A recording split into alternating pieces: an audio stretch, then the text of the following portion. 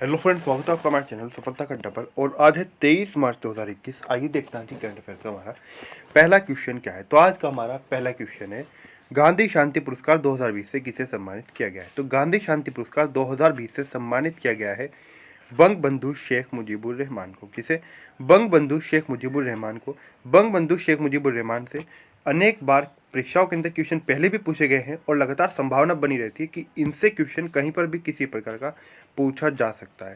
अब बंग बंधु शेख मुजीबुर रहमान हैं कौन, पाकिस्तान से इनकी क्या लड़ाई है, क्या मामला है, आइए थोड़ा सा इनके बारे में जानते हैं, क्योंकि ये बहुत ज़्यादा महत्वपूर्ण है। अब मात्र आप ये ना सोचें कि एसएससी या फिर रेलवे के अंदर ही आपसे क्वेश्चन पूछ जाएगा या फिर यूपीएससी के अंदर भी। यहाँ तक कि कांस्टेबल की अगर हम बात करें, कांस्टेबल हो या फिर पटवारी यानी कि लेखपाल हो या फिर टेट रीट यानी कि इस तरह के भी एग्ज़ाम जो है एमपीएससी यानी कि हर एग्ज़ाम के अंदर इनसे क्वेश्चन पहले भी कई बार पूछे गए हैं शेख मुजीबुर रहमान से। आइए जानते हैं इनके बारे में, थोड़ा सा जानते हैं कौन थे बंग बंधु शेख मुजीबुर रहमान, बांग्लादेश से इनका है क्या संबंध और पाकिस्तान के क्यों बने विरोधी, इन सभी बातों को थोड़ा सा जानते हैं। पहले बात आती है पाकिस्तान की। भारत से आज़ाद हुआ पाकिस्तान, यानी कि उस समय दो भाग थे पाकिस्तान के, एक तो पाकिस्तान था और एक क्या था, एक था बांग्लादेश। क्या? एक था क्या? बांग्लादेश था। अब बीच में क्या है, इनके बीच में इंडिया है, इधर पाकिस्तान है, इधर क्या है, बांग्लादेश। ये उत्तर भारत है। यहाँ पर आपका क्या है, यूपी, दिल्ली, यानी कि आप अगर देखें जो उत्तर भारतीय जो राज्य हैं इनकी लैंग्वेज क्या है, हिंदी उर्दू, यानी कि ये वाली इनकी लैंग्वेज है, मुख्य रूप से हिंदी भाषी राज्य हैं। अब पाकिस्तान भी इनसे मिलता जुलता है, इसकी इन्होंने अपनी भाषा बनाई, जो राज्य की भाषा बनाई उर्दू। अब जब आप पश्चिम बंगाल में जाएंगे, इधर जाएंगे, तो इनकी भाषा क्या हो जाती है, इनकी भाषा हो जाती है बंगाली। तो जो बांग्लादेश है इसकी भाषा भी क्या है, बंगाली है। बांग्लादेश की भाषा भी क्या है, बंगाली है। ये बात आपको याद रखनी है। लेकिन जब पाकिस्तान का हिस्सा था क्या, ये बांग्लादेश, यानी कि जो भारत से आज़ाद हुआ पाकिस्तान, ये भी पाकिस्तान था और ये भी पाकिस्तान था। तो इन पाकिस्तान वालों ने क्या किया, जो यानी कि जो वर्तमान का पाकिस्तान है, इन्होंने इनके ऊपर भी अपनी भाषा एक तरह से कहते हैं आप, यानी कि जबरन उसको थोप दी अपनी भाषा में। उन्होंने कहा कि आपकी भी राज्य की भाषा क्या है, उर्दू है। और यहाँ पर इन्होंने, यानी कि पूरा देश एक था, यहाँ पर इनके आपसी जो वायु, चाहे वायु सीमाएं हो, कोई भी सीमा हो, यानी कि जो स्थानीय जो सीमा है वो तो यहाँ पे नहीं जा सकते, लेकिन हम ऊपर से तो ये जा सकते थे। तो पाकिस्तान के बांग्लादेश की अगर हम बात करें, इनके ही सैनिक यहाँ पर मौजूद थे बांग्लादेश के अंदर। तो जब बांग्लादेश के अंदर से, यानी कि कोई भी व्यक्ति हो, कोई किसी भी धर्म से हो, पहले तो एक और चीज़ मैं आपको यहाँ से स्पष्ट कर दूँ, आपके बहुत सारे मैं भ्रम दूर कर दूँ, ये मुसलमानों की भाषा नहीं है, मुस्लिम धर्म की भाषा नहीं है, ये हिंदुस्तानी की लैंग्वेज है उर्दू, ना ही इसका इस्लाम से कोई संबंध है। अब बात कर रहे हैं हम यहाँ पर पाकिस्तान और बांग्लादेश की। यहाँ पर बात चली तो उस समय एक व्यक्ति आया जिसने पाकिस्तान का विरोध किया, यानी कि पाकिस्तान की उर्दू लैंग्वेज का। उन्होंने कहा हमें अपनी भाषा से ही प्रेम है, यानी कि हम मुसलमान हैं लेकिन हमें हमारी भाषा ही चाहिए, यानी कि जो हमारी भाषा है। क्या? इनकी भाषा क्या थी, बंगाली। तो यहाँ से विरोध शुरू होता है, और भी कई प्रकार की बातें थी, लेकिन मुख्य रूप से भाषाई विरोध था, यानी कि जो भाषाई आंदोलन होता है। तो उस प्रकार से ये पाकिस्तान की नज़रों में चढ़ गए, इनको गिरफ्तार वगैरह किया गया, उसके प्रयास किए गए, इनके खिलाफ हो गई सेना इस सरकार, यानी कि इनके खिलाफ तरह तरह के फरमान जारी होने लगे। वहाँ से उभर कर आए बंग बंधु शेख मुजीबुर रहमान। इन्होंने बंगालियों, यानी कि जो बांग्लादेश के लोग थे, उनकी आवाज़ को उठाया, और ये वर्तमान में अगर हम बात करें, बांग्लादेश के प्रथम क्या बने, राष्ट्रपति भी बने। भारत का फिर सहयोग मिला, उस समय इंदिरा गांधी प्रधानमंत्री थी, भारतीय सेना वहाँ पर पहुंची, उसने जाकर बांग्लादेश को क्या कराया, पाकिस्तान से आज़ाद करा दी, जिससे दो देश बन गए, वो पाकिस्तान अलग रह गया, बांग्लादेश एक नया देश बन गया। तो शेख मुजीबुर रहमान वहाँ के क्या बने, राष्ट्रपति बने। इसके अलावा एक और चीज़ अगर हम बात करें, वहाँ के जिस प्रकार से यहाँ के हमारे राष्ट्रपिता हैं कौन, महात्मा गांधी, उसी प्रकार से बांग्लादेश के राष्ट्रपिता भी कहे जाते हैं कौन, मुजीबुर रहमान। कुछ लोग इनको वहाँ पर मुजीब भी कहते हैं, यानी कि मुजीब जैसा मुजीब कहते हैं, तो ये बहुत बड़ा का सम्मान है मुजीब कहना। तो राष्ट्रपिता और मुजीब और क्या प्रथम राष्ट्रपति बने बांग्लादेश से, यही इनका बांग्लादेश से संबंध है। पाकिस्तान के विरोधी किस प्रकार बने, ये सब मैंने आपको बता दिया। तो बांग्लादेश इधर जब से अलग हो गया और ये पाकिस्तान अब से अकेला रह गया, यही कारण था। और अगर हम वर्तमान की, अगर आज की परिस्थितियों की बात करें, तो पाकिस्तान आज भी अपनी वहाँ पर जो विरोध, जो प्रदर्शन होते हैं, वहाँ पर अलग अलग मुस्लिमों के अंदर अलग अलग जो जनजातीय, जो प्रजातीय, जो समुदाय हैं, वो अपनी अपनी भाषा के आधार पर अपने राज्यों की मांग करते हैं। परंतु आज भी पाकिस्तान उसी दिशा के अंदर है जिस दिशा के अंदर इस समय था, यानी कि वही हठधर्मी उस समय थी और वही हठधर्मी आज भी है। वही अपने आप को, यानी कि विभिन्न राज्यों में विभाजित करने का उसका कोई फिलहाल कोई भी मंसूबा, यानी कि कोई भी कदम नहीं है।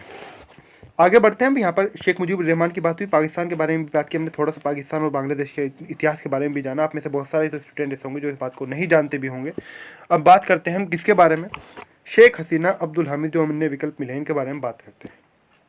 इनके बारे में बात करते हैं, इनके बारे में नीचे लिखा हुआ भी है, वहीं पर इनके बारे में जान लेते हैं। तो बंगबंधु शेख मुजीबुर रहमान के बारे में एक बात क्लियर हुई। एक और चीज़ याद रखनी है, बंगबंधु शेख मुजीबुर रहमान की बेटी है कौन, शेख हसीना। कौन है? शेख हसीना। इनकी क्या है, इनकी बेटी हैं, इनकी डॉटर हैं। अब बात करते हैं आपसे यहाँ की राजधानी के बारे में। तो बांग्लादेश की राजधानी है ढाका। क्या? ढाका यहाँ की कैपिटल है। और प्रधानमंत्री हैं यहाँ की शेख हसीना। और अब्दुल हामिद है यहाँ के राष्ट्रपति। कौन है? अब्दुल हामिद क्या है? अब्दुल हामिद है यहाँ के क्या? प्रेसिडेंट हैं। कहाँ के? बांग्लादेश के। अब देखते हैं हमारा अगला क्वेश्चन क्या है। तो अगला क्वेश्चन है हमारा, समर अभियान किसने शुरू किया है? तो समर अभियान शुरू किया है हाल ही में झारखंड ने। किसने किया है? तो समर अभियान को शुरू किया है झारखंड ने। अब झारखंड ने शुरू किया है, तो झारखंड की आपसे बात करें तो झारखंड की कैपिटल क्या है? रांची यहाँ की राजधानी है। हेमंत सोरेन यहाँ के मुख्यमंत्री हैं। और द्रौपदी मुर्मू यहाँ के क्या है? राज्यपाल हैं। यानी कि गवर्नर ऑफ झारखंड है द्रौपदी मुर्मू। अब आगे बढ़ते हैं, देखते हैं हमारा अगला क्वेश्चन क्या है। अगले क्वेश्चन पर आगे बढ़ने से पहले यहाँ पर जो अन्य विकल्प हमें मिले हुए हैं, आप यहाँ पर देख सकते हैं। जो अन्य विकल्प हैं यहाँ पर मध्य प्रदेश उत्तराखंड, इनके बारे में, दोनों के बारे में थोड़ा सा जान लेते हैं। अब बात मध्य प्रदेश उत्तराखंड की करते हैं। मध्य प्रदेश की अगर आपसे बात करें, यहाँ की कैपिटल है क्या? भोपाल यहाँ की राजधानी है। इस राज्य के अंदर मध्य प्रदेश में बीजेपी यानी कि भारतीय जनता पार्टी की सरकार है। शिवराज सिंह चौहान यहाँ के क्या है? मुख्यमंत्री हैं। आनंदीबेन पटेल क्या है? राज्यपाल है। आनंदीबेन पटेल। आनंदीबेन पटेल यूपी की भी राज्यपाल है और एमपी की भी राज्यपाल है। बात आपको याद रखनी है। ये सभी प्रक्रिया कैसे चलती है, क्या होता है एक व्यक्ति दो राज्यों का राज्यपाल कैसे, इसके बारे में विस्तार से जानने के लिए, अब कल की क्लास के अंदर मैंने काफ़ी विस्तार से बताया था इन सभी के बारे में। महाराष्ट्र वालों के बारे में बताया था कि महाराष्ट्र के राज्यपाल भगत सिंह कोश्यारी हैं, वो गोवा के भी राज्यपाल है, महाराष्ट्र के भी राज्यपाल हैं। एक व्यक्ति दो राज्यों का राज्यपाल कैसे, कल भी मैंने विस्तार से बताया था कि कौन सी क्लास के अंदर आप इन सभी बातों को अपनी क्लियर कर सकते हैं। एक क्लास मैंने अलग से क्लास ली भी हुई है इन सभी टॉपिक को लेकर कि एक व्यक्ति दो राज्यों का राज्यपाल कैसे। अब बात कर रहे हैं हम यहाँ पर किसके बारे में? शिवराज सिंह चौहान मुख्यमंत्री हो गए, आनंदीबेन पटेल राज्यपाल हो गई। बात कर लेते हैं उत्तराखंड राज्य की। तो उत्तराखंड के अंदर भी बीजेपी यानी कि भारतीय जनता पार्टी की सरकार है। हाल ही में कुछ दिन पहले यहाँ पर मुख्यमंत्रियों के जो मुख्यमंत्री थे उनके अंदर फेरबदल हुआ है। पहले मुख्यमंत्री थे यहाँ के त्रिवेंद्र सिंह रावत, लेकिन अभी यहाँ के मुख्यमंत्री नए बन गए हैं तीरथ सिंह रावत। कौन? तीरथ सिंह रावत नए मुख्यमंत्री बने हैं। कहाँ के? उत्तराखंड राज्य के। अब बात करते हैं बेबी रानी मौर्य के बारे में। तो बेबी रानी मौर्य है राज्यपाल। किसकी राज्यपाल है? तो बेबी रानी मौर्य राज्यपाल है उत्तराखंड राज्य की। उत्तराखंड की दो राजधानियां हैं, देहरादून वे क्या गैरसैंण। यहाँ की दो राजधानियां। पहले राजधानी पहले से जो अब तक है, यानी कि इसका गठन 2000 में हुआ था। जब से अब तक राजधानी क्या है? देहरादून। एक और नई राजधानी भी 1 साल पहले बनी थी, गैरसैंण। क्या? गैरसैंण। इस राज्य के अगर हाईकोर्ट के बारे में बात करें तो यहाँ का हाईकोर्ट नैनीताल में है। और इसका गठन उत्तर प्रदेश के लगभग 13 जिलों को, यानी कि जो 13 जनपद थे उत्तर प्रदेश के पहाड़ी क्षेत्र वाले, उनको 2000 में काटकर, यानी कि उनको विभाजित करके एक नया राज्य उस समय बनाया गया था, उत्तरांचल। क्या? उत्तरांचल। यानी कि यही उत्तरांचल वर्तमान का उत्तराखंड है। इसका नाम 2007 में परिवर्तन करके क्या कर दिया गया? 2007 में नाम बदलकर इसे उत्तराखंड कर दिया गया। उस समय उत्तरांचल इसका नाम था। नैनीताल में यहाँ का हाईकोर्ट है। यूपी के 13 जनपदों को काटकर वर्ष 2000 में, जिस समय भारत के अंदर 3 नए राज्यों का गठन हुआ, झारखंड, छत्तीसगढ़ और उत्तरांचल, उस समय इसको राज्य बनाया गया था। अब आगे बढ़ते हैं, देखते हैं हमारा अगला क्वेश्चन क्या है। तो अगला क्वेश्चन है हमारा, किस राज्य सरकार ने खेलों के प्रति बच्चों को आकर्षित करने के लिए 100 नर्सरी अकादमी खोलने की घोषणा की है? बच्चों के प्रति खेलों के प्रति किसको? बच्चों को आकर्षित करने के लिए। तो खेलों के प्रति बच्चों को आकर्षित करने के लिए 100 नर्सरी अकादमी खोलने की घोषणा की है राजस्थान सरकार ने। किसने? राजस्थान सरकार ने। वर्तमान समय में आप देख रहे हो कि किसका ज़माना है? ये मोबाइल फ़ोन का ज़माना है। और आज के समय में पैदा होता बच्चा या फिर कोई मरता हुआ आदमी हो, कोई भी हो, अगर हम एक बात कहें, एक उदाहरण लें, तो हर व्यक्ति के हाथ में मोबाइल है। बहुत कम लोग इससे बचे हुए हैं। छोटे छोटे बच्चे, 2 साल के बच्चे, 3 साल के बच्चे, सब के हाथ में मोबाइल फ़ोन है।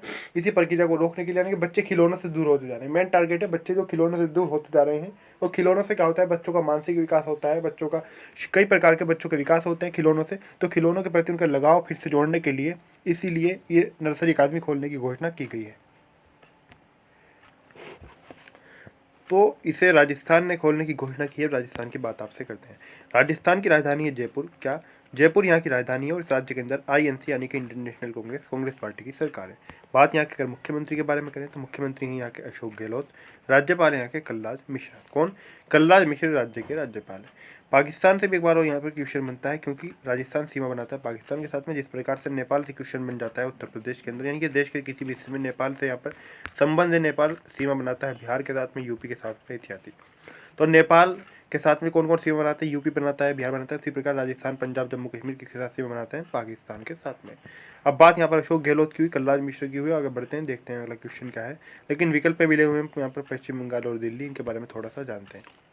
पश्चिम बंगाल की अगर बात करें तो यहाँ की कैपिटल है कोलकाता। क्या? कोलकाता यहाँ की क्या है? राजधानी है। इस राज्य के अंदर जो सरकार है वो है तृणमूल कांग्रेस की। यहाँ पर वर्तमान में चुनाव है, चर्चाओं के अंदर है पूरा राज्य।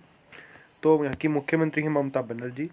राज्यपाल है यहाँ के जगदीप धनखड़। कौन? जगदीप धनखड़ यहाँ के राज्यपाल है। दिल्ली की बात करें तो दिल्ली के मुख्यमंत्री हैं अरविंद केजरीवाल। यहाँ पर आपकी सरकार है, आपकी नहीं, यानी कि आम आदमी पार्टी की यहाँ पर सरकार है। यहाँ पर अगर हम बात करें उपराज्यपाल के बारे में तो उपराज्यपाल यहाँ के अनिल बैजल है। अब यहाँ पर उपराज्यपाल क्यों है, राज्यपाल क्यों नहीं है? क्योंकि दिल्ली एक केंद्र शासित प्रदेश है। कैसा? एक केंद्र शासित प्रदेश है, यानी कि यूनियन टेरिटरी है, तो इसलिए यहाँ पर लेफ्टिनेंट गवर्नर की नियुक्ति होती है। और जो केंद्र शासित प्रदेश नहीं होता वहाँ पर गवर्नर की नियुक्ति होती है, यानी कि राज्यपाल की उस राज्य के अंदर नियुक्ति होती है। तो अनिल बैजल एक IAS अधिकारी, ये वर्तमान में उप राज्यपाल हैं दिल्ली के, और दिल्ली के मुख्यमंत्री अरविंद केजरीवाल है। अगला क्वेश्चन है हमारा, भारत के पैरा एथलीट सिंह राज ने 2021 पैरा निशानेबाजी विश्व कप में कौन सा पदक जीता है? तो भारत के पैरा एथलीट सिंह राज ने 2021 पैरा निशानेबाजी विश्व कप में स्वर्ण पदक जीता है। कौन सा पदक? तो स्वर्ण पदक जीता है पैरा निशानेबाजी विश्व कप में। अगला क्वेश्चन है हमारा, विश्व जल दिवस कब मनाया जाता है? तो विश्व जल दिवस मनाया जाता है प्रत्येक वर्ष 22 मार्च को। कब?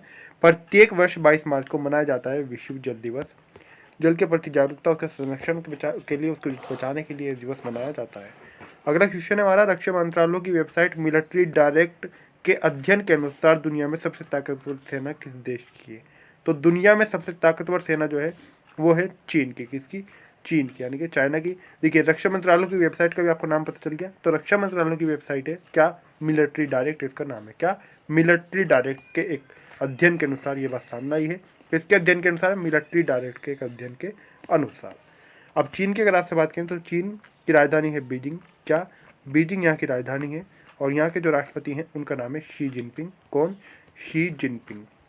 अगर बात आपसे करें यहाँ की करेंसी के बारे में तो करेंसी है यहाँ की क्या? रेनमिनबी। क्या है? रेनमिनबी यहाँ की चाइना की करेंसी है, ये बात आपको याद रखनी है। अगला क्वेश्चन है हमारा, भारतीय निशानेबाज यशस्विनी देशवाल ने ISSF विश्व कप में कौन सा पदक जीता है? तो यशस्विनी देशवाल ने जीता है ISSF विश्व कप में स्वर्ण पदक। किसने जीता है? यशस्विनी देशवाल ने ISSF विश्व कप में स्वर्ण पदक जीता है। भारतीय निशानेबाज हैं, ये बात आपको याद रखना है। कौन? यशस्विनी देशवाल। अगला क्वेश्चन है हमारा, जल शक्ति अभियान कैच द रेन की शुरुआत किसने की? तो जल शक्ति अभियान कैच द रेन की शुरुआत की है प्रधानमंत्री नरेंद्र मोदी ने। किसने? प्रधानमंत्री मोदी ने। अन्य विकल्पों की बात करें तो प्रधानमंत्री तो है नरेंद्र मोदी, राजनाथ सिंह है वर्तमान में क्या? हमारे रक्षा मंत्री। बात अगर करें हम यहाँ पर नीचे अमित शाह के बारे में तो ये कौन है वर्तमान में? ये है हमारे गृह मंत्री। अब आगे बढ़ते हैं, देखते हैं हमारा अगला क्वेश्चन क्या है। तो अगला क्वेश्चन है हमारा, भारत ने किसे मोबाइल हार्बर क्रेन की आपूर्ति की है? तो भारत ने मोबाइल हार्बर क्रेन की आपूर्ति की है ईरान को। किसे की है? ईरान को की है मोबाइल हार्बर क्रेन की आपूर्ति। ईरान की बात करें तो ईरान की राजधानी है तेहरान। ईरान के राष्ट्रपति हैं हसन रूहानी। कौन? हसन रूहानी हैं ईरान के राष्ट्रपति, और ईरान की राजधानी है तेहरान। अगला क्वेश्चन है हमारा, 2019 के लिए गांधी शांति पुरस्कार कबूस बिन सईद अल सैद को दिया गया है। तो देखिए 2020 का किसे दिया गया है? ऊपर हमने पढ़ा है शेख मुजीबुर रहमान, यानी कि बंगबंधु शेख मुजीबुर रहमान को। अब 2019 के लिए भी की गई घोषणा, 2019 का भी दिया गया है। तो 2019 का जो दिया गया है वो दिया गया है गांधी शांति पुरस्कार कबूस बिन सईद अल सैद को। किसे? कबूस बिन सईद अल सैद। ये किस देश के दिवंगत सुल्तान, यानी कि इनका लगभग 1 या 1.5 वर्ष पूर्व इनका निधन हो गया था। तो ये ओमान के सुल्तान रहे हैं। कौन? कबूस बिन सईद अल सैद ओमान के सुल्तान हैं, दिवंगत सुल्तान हैं। अब ओमान की आपसे बात करें तो ओमान खाड़ी देश है, ओमान की राजधानी मस्कट है, और ओमान के सुल्तान हैं हैतम बिन तारिक अल सैद। कौन? ओमान के वर्तमान में ओमान की राजधानी तो मस्कट है, ओमान के वर्तमान में सुल्तान है हैतम बिन तारिक अल सैद। आज की तुम्हारी करंट अफेयर्स में समाप्त होती है। आपको वीडियो कैसा लगा प्लीज़ कमेंट करके जरूर बताएं। वीडियो को अच्छा लगे तो वीडियो को लाइक करें, वीडियो को शेयर करें। अभी तक आपने हमारे चैनल सफलता अड्डा सब्सक्राइब नहीं किया तो प्लीज़ जरूर सब्सक्राइब कर दें। सब्सक्राइब करते समय बेल आइकन को प्रेस करना ना भूलें, यानी कि पूरी तरीके से सब्सक्राइब करें। पूरी तरीके से सब्सक्राइब करने से आपका क्या फ़ायदा होगा? जो भी हमारी नई वीडियो आएगी, जो भी हमारी क्लास आएगी, उसका नोटिफिकेशन उसकी सूचना सबसे पहले आपको मिलेगी। तो इसलिए पूरी तरीके से सब्सक्राइब ज़रूर करें।